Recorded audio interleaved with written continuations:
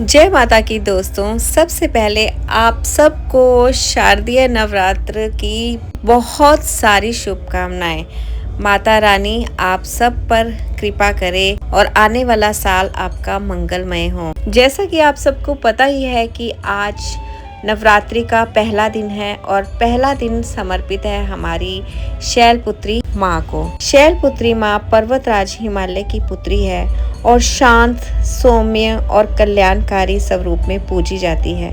प्रथम नवरात्रि के दिन से ही हम कलश की स्थापना करते हैं, नौरते बीजते हैं, माता रानी का श्रृंगार करते हैं, उन्हें खूब सजाते हैं, संवारते हैं। और इस बार तो हमारी माता रानी हाथी पर सवार होकर आ रही है और कहते हैं जब माता रानी हाथी की सवारी पर आती है तो हर जगह उन्नति और शांति बनी रहती है। आज शैलपुत्री माँ का दिन है और आपको पता है माँ शैलपुत्री को सफ़ेद रंग बहुत पसंद है और इनको सफ़ेद वस्तुओं का ही भोग लगाया जाता है, जैसे कलाकंद, बर्फी या आप गाय के घी का भोग लगाइए, जो सबसे प्रिय है हमारी शैलपुत्री माँ को।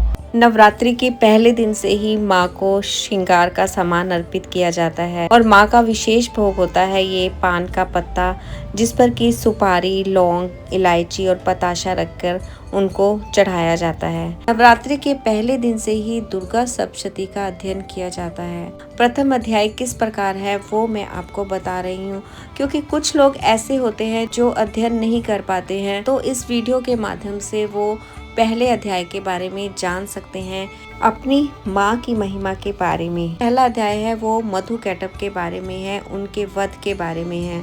ब्रह्मा जी सृष्टि की रचना कर रहे होते हैं और भगवान विष्णु अपनी योग निद्रा में लीन होते हैं। भगवान विष्णु के कान की मैल से मधु और कैटभ नामक दो भयंकर दानव उत्पन्न होते हैं। वो बहुत ही बलशाली हैं, अहंकारी हैं। ब्रह्मा जी जब सृष्टि की रचना कर रहे होते हैं, वो दोनों मधु और कैटभ ब्रह्मा जी को मारने के लिए उन पर आक्रमण करते हैं। ब्रह्मा जी बहुत भयभीत हो जाते हैं और वो भगवान विष्णु को जगाने की कोशिश करते हैं। बहुत कोशिश करने के बाद भी जब भगवान विष्णु नहीं जागते तो ब्रह्मा जी योग निद्रा से यानी कि देवी महामाया से स्तुति करते हैं। फिर महामाया देवी प्रकट होती हैं और वो भगवान विष्णु को जगाती हैं। उधर देवी महामाया अपनी माया से मधु और कैटभ को भ्रमित कर देती है, जिससे वो सोचने लगते हैं कि वे बहुत शक्तिशाली हैं। भगवान विष्णु उनसे प्रसन्न हो जाते हैं और वो मधु कैटभ को वरदान देते हैं, हमारा वध ना तो पानी में हो, ना पृथ्वी पर हो, ना आकाश में हो,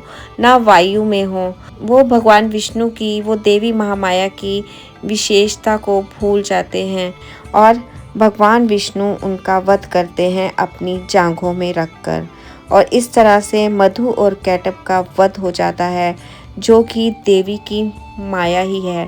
इस तरह से दुर्गा सप्तशती का ये पहला अध्याय है, जिसका हमें अध्ययन जरूर करना चाहिए। आज मैंने भी अपने घर में अपनी माँ को बुलाया है, उन्हें सजाया है, उनको श्रृंगार अर्पण किया है। ये उन्हीं की विशेष कृपा है कि वो मेरे घर में इन 10 दिनों के लिए आई हैं। वैसे तो मेरी माता रानी हमेशा से यहाँ पर हैं, लेकिन इन 10 दिनों नवरात्र के दिनों में जब हम अपनी माँ से बिल्कुल सीधे से जुड़ सकते हैं, तो ये कितना शुभ अवसर है हमारे लिए। तो इन 10 दिनों में आप भी माँ की सेवा कीजिए, उनको उनकी प्रिय वस्तु का भोग लगाइए, अच्छी तरह नियम से उनकी पूजा कीजिए। और दुर्गा सप्तशती के और अध्यायों के बारे में मैं डेली बताऊंगी, तो आप मेरे साथ इसी तरह जुड़े रहिए। हैप्पी नवरात्रि। जय माता की।